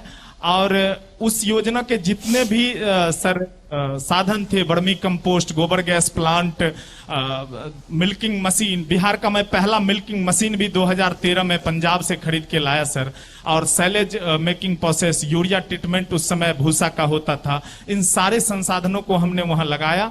बाद में दुग्ध संघ बरौनी के सानिध्य में आने के बाद माननीय अध्यक्ष विजय शंकर सिंह और प्रबंध निदेशक सुनील रंजन मिश्रा साहब के सानिध्य में आने के बाद हमें नेशनल डेयरी डेवलपमेंट बोर्ड की एक डेलीगेशन जब हमारे यहाँ आई, तो उसके बाद उन्होंने हमारे यहाँ एक कॉन्सेप्ट लाया सर कि माइक्रो ट्रेनिंग सेंटर, कि एक पशुपालक किसान ही किसानों को उनके भाषा में उनके स्तर तक आकर उन्हें प्रशिक्षण दे। तो इस योजना के तहत हमारे यहाँ एक sir national dairy development board के गाइडलाइन में और बरौनी डेयरी के सौजन्य से माइक्रो ट्रेनिंग सेंटर लगा, जिसमें हम अभी वर्तमान में 5000 किसानों को 1 डे ट्रेनिंग भी दे चुके हैं सर। और भी छोटे छोटे वहां पे जो दूध समितियां चलती हैं, मैं उसका अध्यक्ष हूं सर। और हमने छोटे छोटे की मुर्गी के लिए या गाय के बछड़ों के लिए इस तरह के छोटे छोटे पशु आहार के भी एक छोटा सा यूनिट खड़ा किया है, जिसके माध्यम से हम जो पशु आहार बाजार में या हमारे दूध संघ के माध्यम से बछड़ों के लिए काप स्टार्टर, मुर्गी के लिए, बकरी के लिए नहीं मिलती है, वो हम किसानों को सस्ते और सुलभ दे सकें। दूसरा एक हमने अपना प्रयास किया है सर कि हम स्कूली बच्चों को जाके अपना समय देके और उनको बताएं कि कृषि और पशुपालन का हमारे मानव जीवन में क्या योगदान है। मानव जीवन में कृषि और पशुपालन की भूमिका पे हमने सैकड़ों जगह जगह स्कूलों में और बच्चों के बीच जाके अपना एक कार्यक्रम किया है सर। मैं आपकी बातें सुन करके 2 सुझाव देता हूं। एक, जो आप बच्चों को जाकर के मोटिवेट करते हैं और आप टेक्नोलॉजी से जुड़े हुए, क्यों ना आप अपनी एक ऐप बनाएं, जिस ऐप में एक 10-12 मिनट का हर हफ्ते में 2 बार एक बच्चों को समझ आए पशुपालन का, खेती का, टेक्नोलॉजी का, ऐसे छोटे छोटे छोटे विषय आप उनको ऑनलाइन पढ़ाएं। हो सकता है आपकी बहुत बड़ी रीच हो जाएगी। देश में भी कई लोग होंगे जो आपकी इस 10-10 मिनट की वीडियो, और हर सप्ताह तय हो गए भाई आप सप्ताह में 2 दिन इतने बजे अपलोड करेंगे, मतलब सब लोग इंतजार करेंगे, क्योंकि आपके पास टेक्नोलॉजी हो और मैं देख रहा हूं कि आपके पास समझ भी है। दूसरा, ये कोरोना काल समाप्त होने के बाद मैं विशेष रूप से चाहूंगा कि आप समय निकालिए और आपके इलाके के किसान, उन सबको मैं गुजरात भेजने की व्यवस्था करूंगा। और वहां ये जो अमूल का काम चल रहा है, डेयरी का कैसा काम चल रहा है, किस प्रकार से जुड़ता है, एक हफ्ते भर रह करके आप उसको देख के आइए। मैं गिरिराज जी को कहूंगा कि वो इसकी व्यवस्था करें और मैं भी देखूंगा कि आपका वहां जाना और सारी चीजें देखने का मौका मिले। तीसरी एक बात मैं कहूंगा कि भारत सरकार की एक गोबर धन की योजना है। जैसे आप गोबर गैस का प्लांट चला रहे हैं, लेकिन 40-50 गांवों का संयुक्त, फिर लोग अपने यहाँ पुराने जो बूढ़े पशु हैं उनको छोड़ नहीं देंगे, रखेंगे, क्योंकि उसके जो वेस्ट हैं आज उसकी की कीमत मिलती है। और आप एक बहुत बड़ी मात्रा में ऊर्जा का केंद्र बना सकते हैं। तो गोवर्धन योजना जो भारत सरकार की है, उसका भी फायदा लेने की दिशा में आप जरूर सोचिए। मैं गिरिराज जी को बताऊंगा कि वो आपके संपर्क में रह करके, क्योंकि आपने बड़ा रिवॉल्यूशनरी कदम उठाए हैं और एक दीर्घ दृष्टि के साथ कदम उठाया, ऐसा मैं अनुभव कर रहा हूं। और जब गांव के व्यक्ति के पास से ये धरती के अनुभव को सुनता हूं, तो सचमुच में मेरे लिए बड़ी खुशी बात होती है। और गांव की किसानों की आय बढ़ाने के लिए सरकार जो प्रयास कर रही है उसमें आप जैसे नौजवानों का जुड़ना बहुत बड़ा लाभ करेगा। हम लोगों ने, आपने देखा होगा, कई पुराने कानूनों को बदल दिया है। कई कानून जो किसानों के लिए एक प्रकार से जंजीर बन गए थे, उनको हमने हटा दिया है। आपको या आपके गांव के किसानों को इसकी जानकारी मिलती रहे, इसके लिए लगातार प्रयास करना चाहिए। मैं फिर एक बार आपको बहुत बहुत बधाई देता हूं और पूरे गांव के लोगों को जिस प्रकार से आपने जोड़ा है, अगल बगल के गांव को जोड़ा है और आधुनिकता, टेक्नोलॉजी इस दिशा में जोड़ा है, देश के पढ़े लिखे नौजवानों के लिए आपका ये प्रयास बहुत ही प्रेरक है। मेरी तरफ से आपको बहुत बहुत शुभकामनाएं हैं। धन्यवाद। अब मधेपुरा के प्रधानमंत्री मत्स्य संपदा योजना के लाभार्थी श्री ज्योति मंडल जी की बारी है, जिनका फिश फीड मिल का उद्घाटन माननीय प्रधानमंत्री जी द्वारा किया गया है।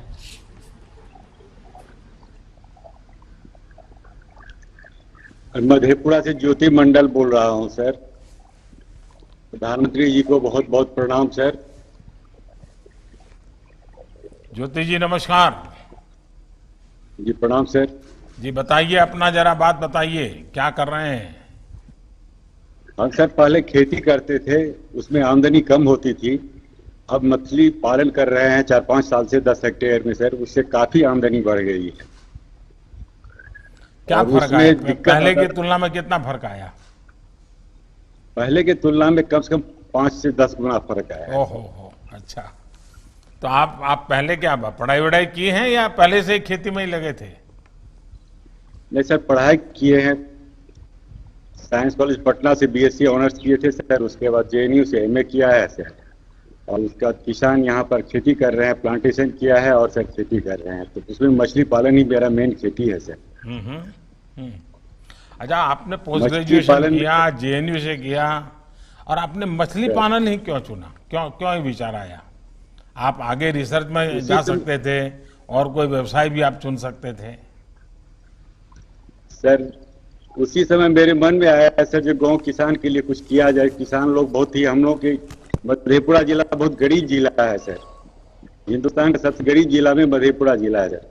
यहाँ किसानों की स्थिति बड़ी बदतर थी, लेकिन आप लोगों के आने के बाद से सर, राजपाट आने के बाद से बहुत अच्छी स्थिति आ रही है। अभी मछली पालन में मतलब 5 गुना वृद्धि हो रही है किसानों की आमदनी में सर। पहले 10 से 20 हजार एक एकड़ में कमाई होता था सर। आज की डेट में कम से कम किसान 1 एकड़ वाटर एरिया से 1 लाख से 10 लाख 20 लाख तक कमा सकता है सर। आपकी जो योजना थी सर, जो हम 22 में 2 गुना करेंगे आमदनी, अगर किसान मछली पालन शुरू करे सर तो 5 गुना आमदनी तो निश्चित रूप से होगी सर। ज्योति जी, आपकी बात सुनकर के देश के किसान भी आपको सुन रहे हैं।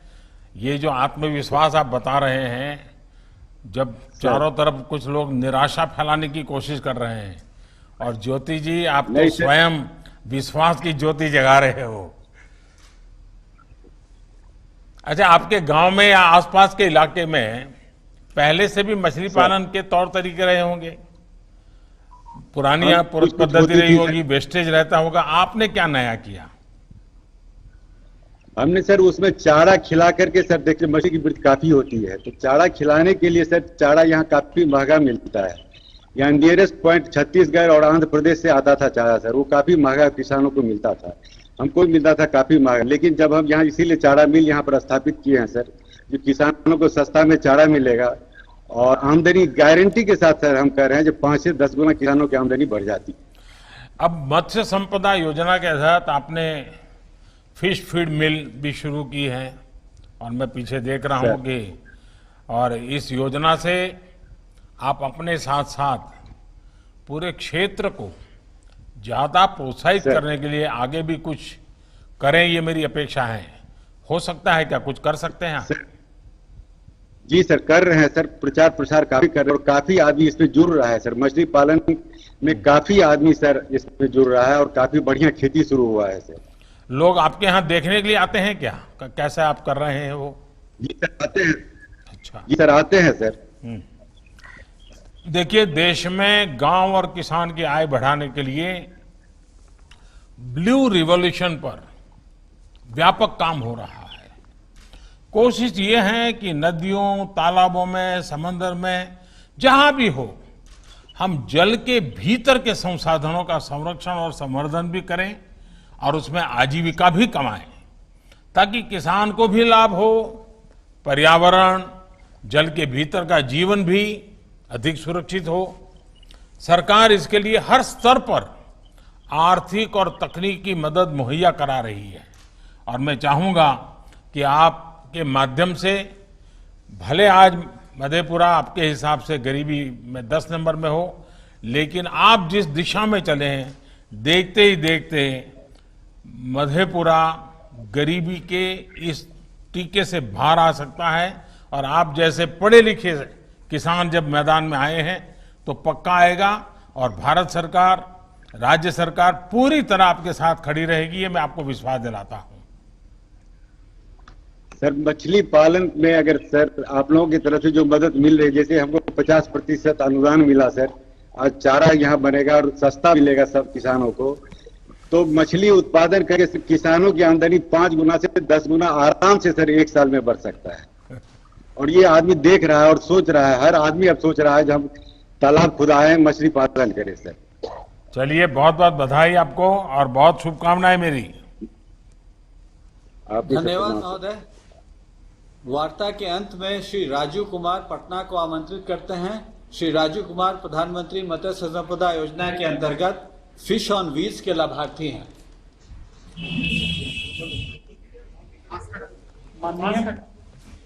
माननीय प्रधानमंत्री महोदय जी, आपको सादर प्रणाम करता हूं। मैं पटना जिला के रहने वाला हूं। मैं पहले कृषि का कार्य करते थे, अब मैं 4-5 वर्षों से मछली पाल रहे हैं। माइक नजदीक ले जाइए। हाँ, ठीक ठीक, मुझे सुनाई दे रहा है, मुझे सुनाई दे रहा है।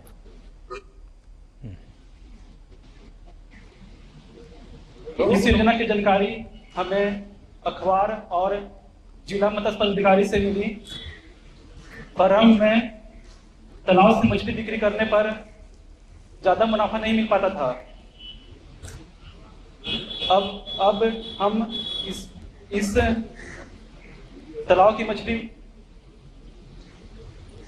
बेचने पर ज्यादा मुनाफा मिलेगा, इससे हमारी आमदनी बढ़ जाएगी।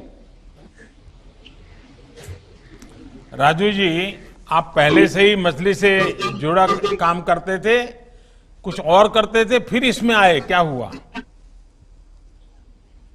पहले हम स्टडी कर रहे थे। 3-4-5 सालों से मछली पालन की जानकारी मिली और हम इसमें लिंक होंगे। नहीं, पहले जो खेती का काम करते थे उसमें और इस काम में आपके जीवन में और आपकी आर्थिक व्यवस्था में क्या फर्क आया, कैसे बदलाव आया? पहले हम कृषि से ज्यादा मुनाफा नहीं कर पाते थे, फिर इस मछली पालन में करने से जानकारी मिला और इससे 4-5 गुना मुनाफा मिला। नहीं, ये जो फिश ऑन व्हील्स योजना से आप जुड़े हैं, क्या इससे आपका काम बेहतर होगा क्या? यानी आपको लगता है कि आपका कारोबार बढ़ेगा और जो आपने सपने हैं वो पूरे हो पाएंगे? फिश ऑन व्हील्स से गाड़ी मिलने से घूम घूम कर मछली बेचेंगे और हमारी मछली तेजी से बिकेगी। अभी कितनी जगह पे पहुंचाते हैं आप? ये व्हील लेकर के जाकर हैं, कितनी जगह पे पहुंचाते हैं आप? अभी सर शुरुआत है सर, अभी शुरुआत है। इतना से पहली बार हमको लाभ मिला सर। नहीं, देखिए, आपकी पहचान बन जाएगी, फिर तो लोग तय करेंगे भैया शाम को 5 बजे आप यहाँ मिलते हैं, 3 बजे यहाँ मिलते हैं, दोपहर 2 बजे यहाँ मिलते हैं। सब लोग आप मालूम होगा कि आपके पास पहुंचना है तो कैसा, ऐसा बराबर परफेक्ट प्लान कर लिया है आपने? अभी सर नहीं किया है सर। हाँ, नहीं तो कर लेना चाहिए। लोगों को पता होना चाहिए कि आप कहाँ पर कितने बजे किस कोने में खड़े होंगे, तो जो भी आपका क्लाइंट है, कस्टमर है, उनको पता होगा कि आपके पास यहाँ पहुँचना है, तो आपको बहुत सुविधा बढ़ेगी। देखिए राजू जी, एक प्रकार से आप पूरी तरह से आत्मनिर्भर होने की दिशा में आगे बढ़ रहे हैं और हो जाएंगे, मेरा पक्का विश्वास है। मछली भी अपनी ओर से मछली से जुड़े ज्ञान पान का व्यवसाय भी अपना, देखिए ये अपने आप में बहुत बड़ी बात है। और इसलिए राजू जी, मेरी आपको बहुत शुभकामनाएं हैं। मत्स्य संपदा योजना का लक्ष्य की यही है कि ज्यादा से ज्यादा युवाओं को फिशरीज से जुड़े सेक्टर में उत्पाद से लेकर के वैल्यू एडिशन के काम में जोड़ा जाए। और इससे दो काम होंगे, एक तो व्यापक मात्रा में रोजगार तैयार होंगे और दूसरा हमारा एक्सपोर्ट बढ़ेगा, जिससे देश के पास ज्यादा संसाधन आएंगे। तो मेरी आप सबको बहुत बहुत शुभकामनाएं राजू जी। अब मैं माननीय प्रधानमंत्री जी को, हम सबको उनके मार्गदर्शन के लिए सादर आमंत्रित करता हूं।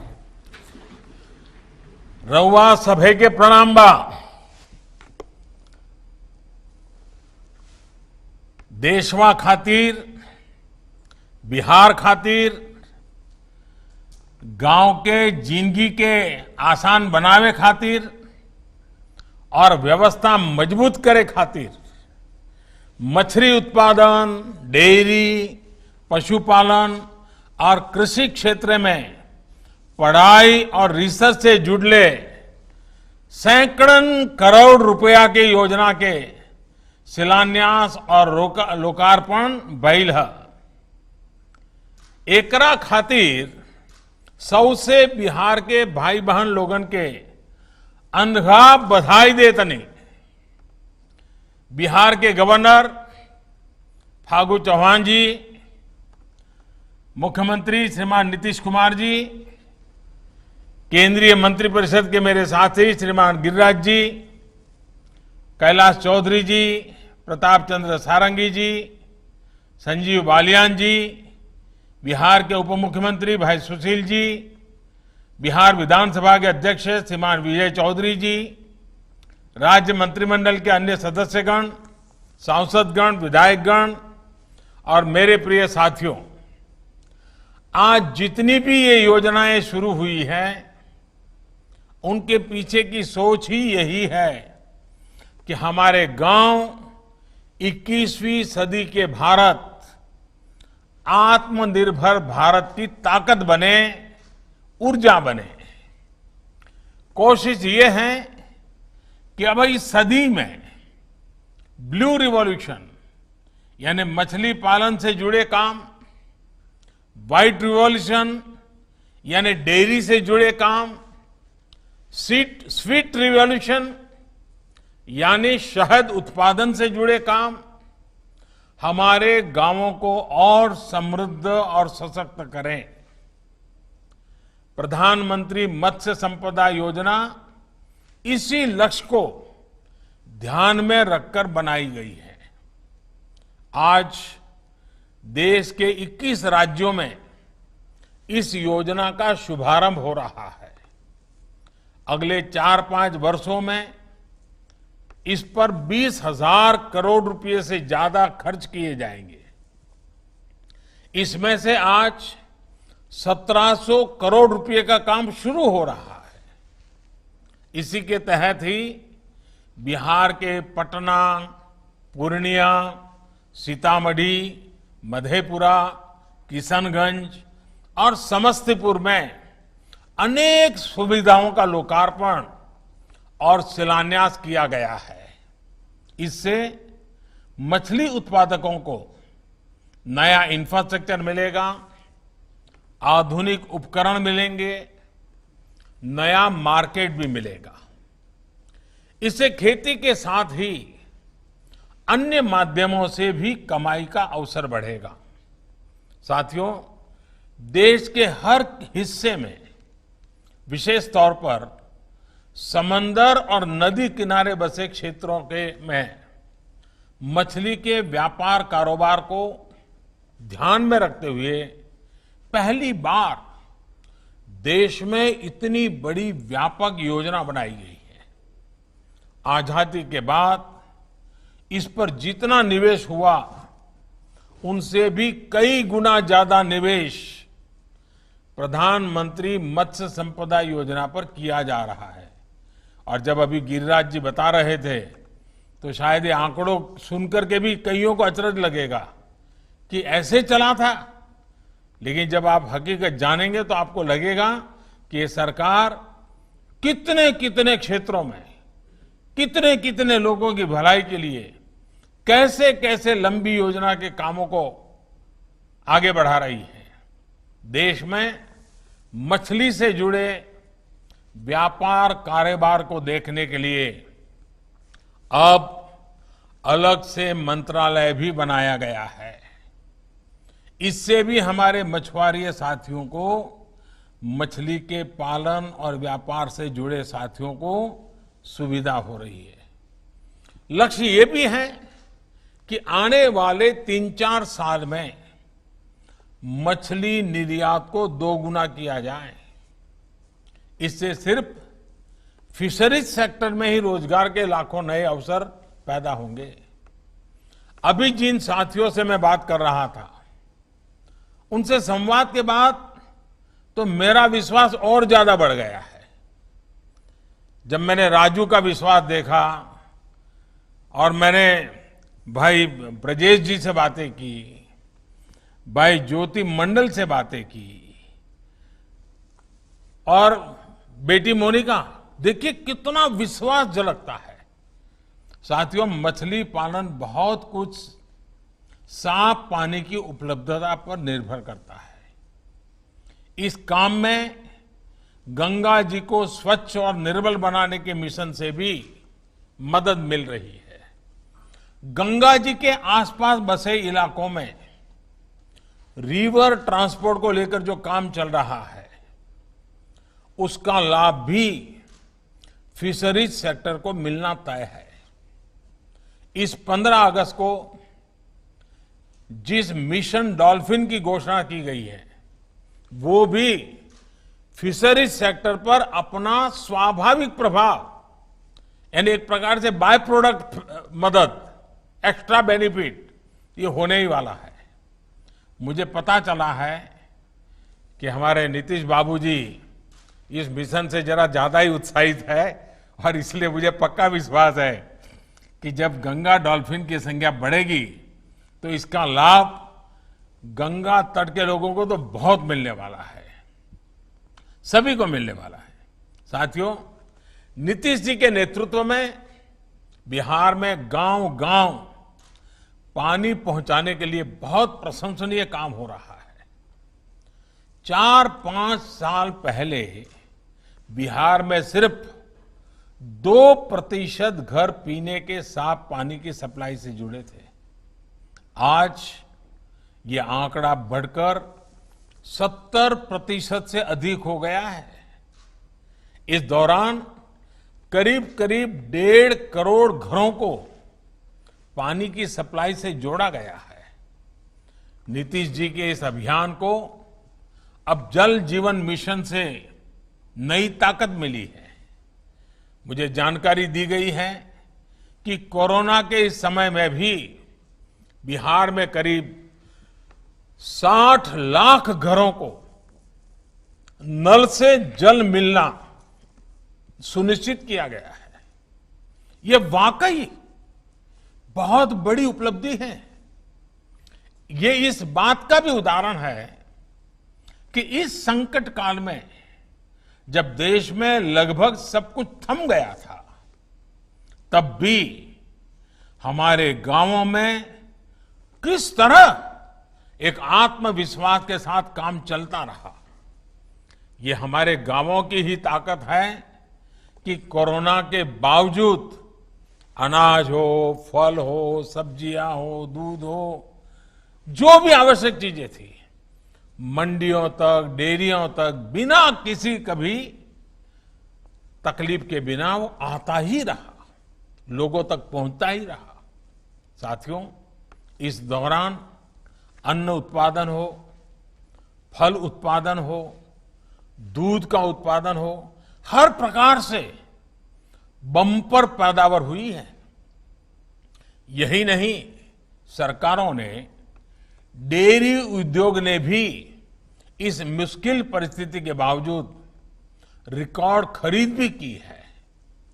पीएम किसान सम्मान निधि से भी देश के 10 करोड़ से ज्यादा किसानों के बैंक खातों में सीधा पैसा पहुंचाया गया है। इसमें करीब करीब 75 लाख किसान हमारे बिहार के भी हैं। साथियों, जब से ये योजना शुरू हुई है तब से अब तक करीब 6,000 करोड़ रुपए बिहार के किसानों के बैंक खातों में जमा हो चुके हैं। ऐसे ही अनेक प्रयासों के कारण गांव पर इस वैश्विक महामारी का प्रभाव हम कम से कम रखने में सफल हुए हैं।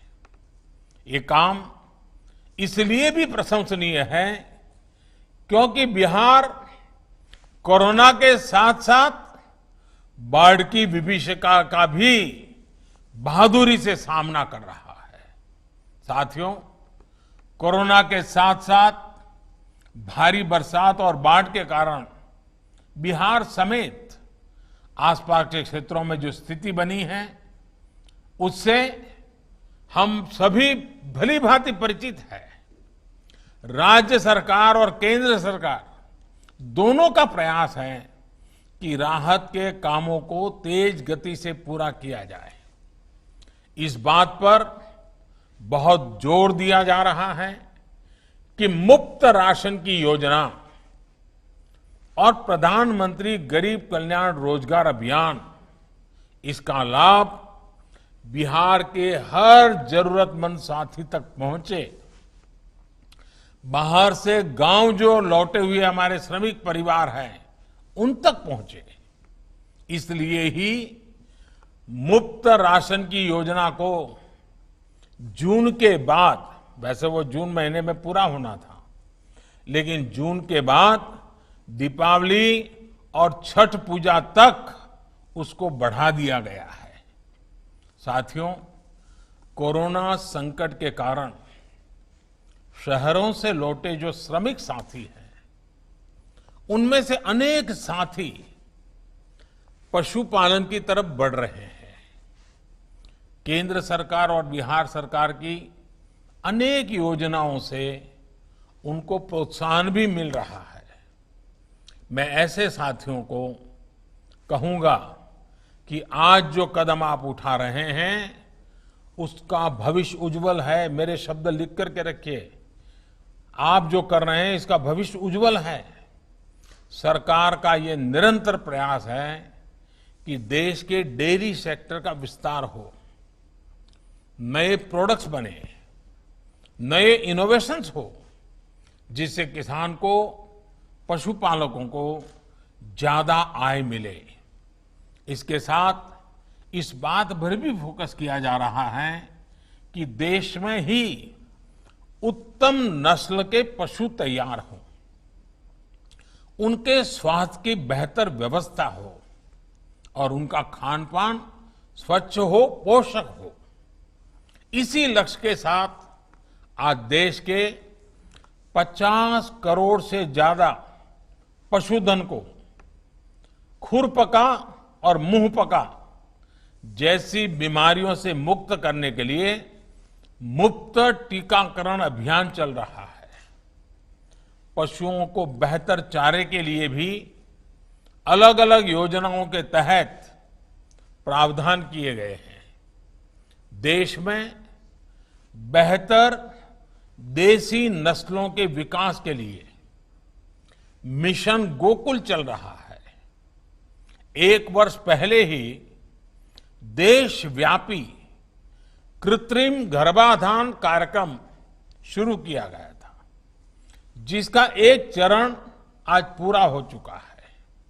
साथियों, बिहार अब उत्तम देसी नस्लों के विकास को लेकर देश का एक प्रमुख सेंटर बन रहा है। राष्ट्रीय गोकुल मिशन के तहत आज पूर्णिया, पटना, बरौनी में जो आधुनिक सुविधाएं बनी हैं, उससे डेयरी सेक्टर में बिहार की स्थिति और मजबूत होने वाली है। पूर्णिया में जो सेंटर बना है वो तो भारत के सबसे बड़े सेंटरों में से एक है। इससे सिर्फ बिहार ही नहीं, पूर्वी भारत के बड़े हिस्से को बहुत लाभ होने वाला है। इस केंद्र से बछौर और रेड पूर्णिया जैसी बिहार की देशी नस्लों के विकास और संरक्षण को भी और ज्यादा बढ़ावा मिलेगा। साथियों, एगो गाय सामान्यतः एक साल में एक बच्चा देवेली, लेकिन आईवीएफ तकनीक से एक गाय की मदद से एक साल में अनेकों बच्चा प्रयोगशाला में हो रहल बा। हमार लक्ष्य ई तकनीक के गांव गांव तक पहुंचावे के बा। साथियों, पशुओं की अच्छी नस्ल के साथ ही उनकी देखरेख और उसको लेकर सही वैज्ञानिक जानकारी भी उतनी ही जरूरी होती है। इसके लिए भी बीते सालों से निरंतर टेक्नोलॉजी का उपयोग किया जा रहा है। इसी कड़ी में आज ई गोपाला ऐप शुरू किया गया है। ई गोपाला ऐप एक ऐसा ऑनलाइन डिजिटल माध्यम होगा जिससे पशुपालकों को उन्नत पशुधन को चुनने में आसानी होगी, उनको बिचौलियों से मुक्ति मिलेगी। ये ऐप पशुपालकों को उत्पादकता से लेकर उसके स्वास्थ्य और आहार से जुड़ी तमाम जानकारियां देगा। हमारे किसान को ये पता चल पाएगा कि उनके पशु को कब क्या जरूरत है और अगर वो बीमार है तो उसके लिए सस्ता इलाज कहाँ उपलब्ध है। यही नहीं, ये ऐप पशु आधार से भी जोड़ा जा रहा है। जब ये काम पूरा हो जाएगा तो ई गोपाला ऐप में पशु आधार नंबर डालने से उस पशु से जुड़ी सारी जानकारी आसानी से मिल जाएगी। इससे पशुपालकों को जानवर खरीदने बेचने में भी उतनी ही आसानी होगी। साथियों, कृषि हो, पशुपालन हो, मछली पालन हो, इन सब का विकास और तेजी से हो, इसके लिए वैज्ञानिक तौर तरीकों को अपनाना और गांव में आधुनिक इंफ्रास्ट्रक्चर बनाना बहुत ही आवश्यक है। बिहार तो वैसे भी कृषि से जुड़ी पढ़ाई और रिसर्च का अहम सेंटर रहा है। दिल्ली में यहां हम लोग पूसा पूसा सुनते रहते हैं। बहुत ही कम लोगों को पता है कि असली पूसा दिल्ली में नहीं बल्कि बिहार के समस्तीपुर में है, और यहां वाला तो एक तरह से उसका जुड़वा भाई है। साथियों, गुलामी के कालखंड में ही समस्तीपुर के पूसा में राष्ट्रीय स्तर का एग्रीकल्चर रिसर्च सेंटर खुला था। आजादी के बाद डॉक्टर राजेंद्र प्रसाद और जननायक कर्पूरी ठाकुर जैसे विजनरी नेताओं ने इस परंपरा को आगे बढ़ाया। इन्हीं के प्रयासों से प्रेरणा लेते हुए साल 2016 में डॉक्टर राजेंद्र प्रसाद कृषि विश्वविद्यालय को केंद्रीय विश्वविद्यालय के रूप में मान्यता दी गई। इसके बाद इस यूनिवर्सिटी में और उसके तहत चलने वाले कॉलेजों में कोर्सेज का भी और सुविधाओं का भी व्यापक विस्तार किया गया है। चाहे मोतिहारी में एग्रीकल्चर और फॉरेस्ट्री का नया कॉलेज हो, पूसा में school of agribusiness and rural management हो, बिहार में कृषि विज्ञान और कृषि प्रबंधन की पढ़ाई के लिए शिक्षा व्यवस्थाओं को और मजबूत किया जा रहा है। इसी काम को और आगे बढ़ाते हुए school of agribusiness and rural management की नई बिल्डिंग का उद्घाटन हुआ है। साथ ही नए हॉस्टल, स्टेडियम और गेस्ट हाउस का भी आज शिलान्यास किया गया है। साथियों, कृषि क्षेत्र की आधुनिक जरूरतों को देखते हुए पिछले 5-6 वर्षों से देश में एक बड़ा अभियान जारी है। 6 साल पहले जहां देश में सिर्फ एक केंद्रीय कृषि विश्वविद्यालय था, वहीं आज देश में 3 सेंट्रल एग्रीकल्चर यूनिवर्सिटीज हैं। यहां बिहार में जो बाढ़ हर साल आती है, उससे खेती किसानी को कैसे बचाया जाए, इसके लिए महात्मा गांधी रिसर्च सेंटर भी बनाया गया है।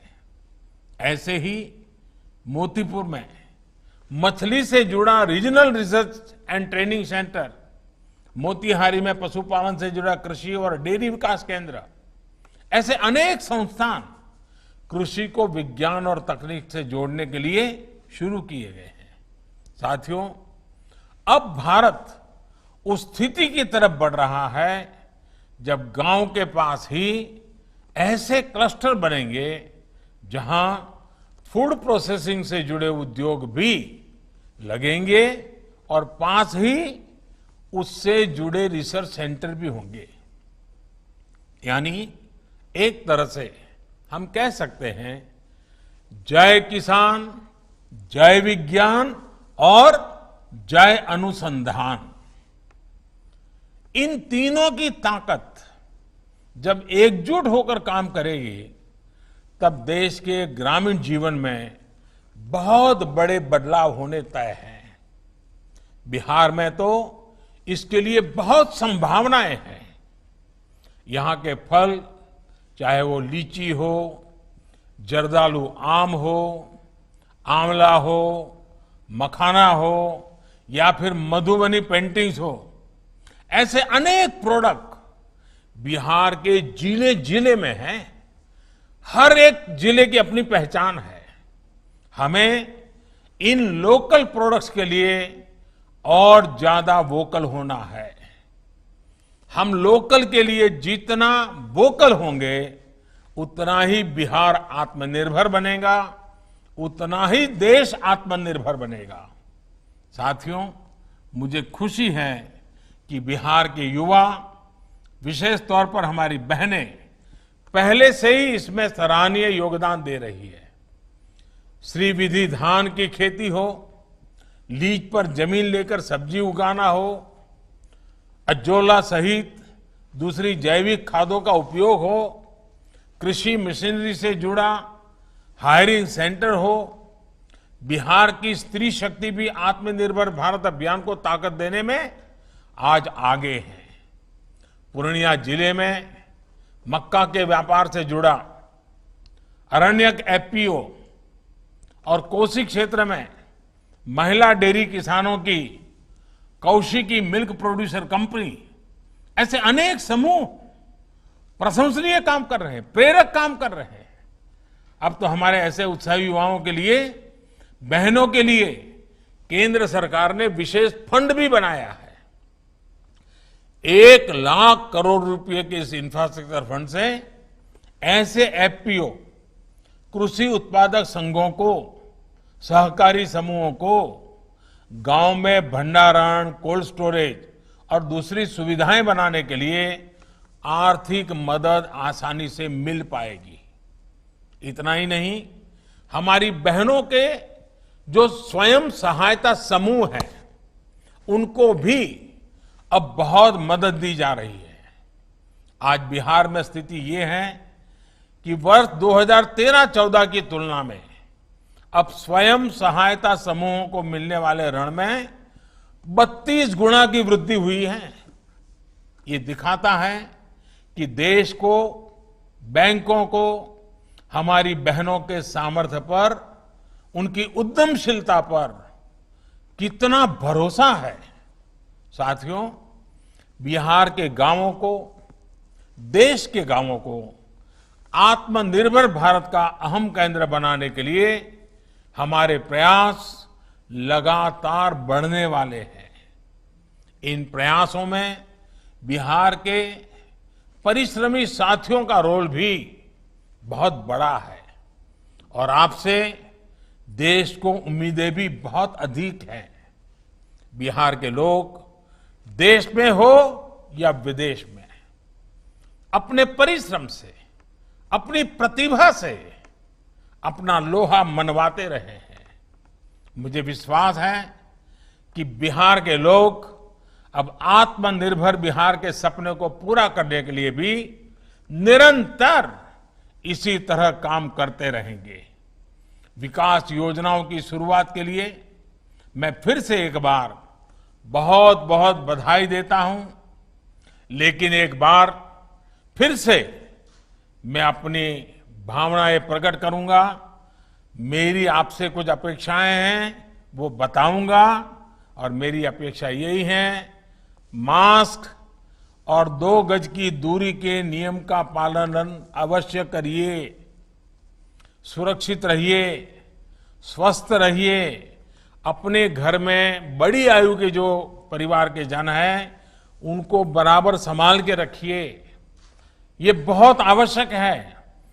कोरोना को लाइट मत लीजिए और हर नागरिक को, क्योंकि हमारे पास वैज्ञानिकों के द्वारा वैक्सीन जब आए तब आए, लेकिन ये जो सोशल वैक्सीन जो है वो कोरोना से बचने का उत्तम उपाय है, बचने का यही रास्ता है। और इसलिए 2 गज की दूरी, मास्क, कहीं पर थूकना नहीं, बुजुर्गों की चिंता करना, इन विषयों को मैं बार बार याद कराता हूं। आज आपके बीच आया हूं, फिर से याद कराता हूं। मैं फिर एक बार आपके बीच आने का मौका मिला। मैं बहुत बहुत राज्य सरकार का, हमारे गिरिराज जी का, सबका धन्यवाद करता हूं। बहुत बहुत धन्यवाद। मैं माननीय प्रधानमंत्री जी का हम सभी को उनका मार्गदर्शन देने के लिए हार्दिक आभार प्रकट करता हूं। मैं बिहार के माननीय मुख्यमंत्री श्री नीतीश कुमार जी, माननीय केंद्रीय मत्स्य पालन, पशुपालन एवं डेयरी मंत्री श्री गिरिराज सिंह जी, माननीय उप मुख्यमंत्री श्री सुशील मोदी जी, केंद्र सरकार एवं बिहार सरकार के सभी माननीय मंत्रीगण को इस कार्यक्रम में उपस्थित होने पर धन्यवाद देता हूं। इस कार्यक्रम में शामिल सभी महानुभावों को मैं हार्दिक धन्यवाद देता हूं, उनका आभार व्यक्त करता हूं। सभी को बहुत बहुत धन्यवाद। Subscribe to our channel by clicking the subscribe button. Click the bell button and enjoy the latest uploads from our channel.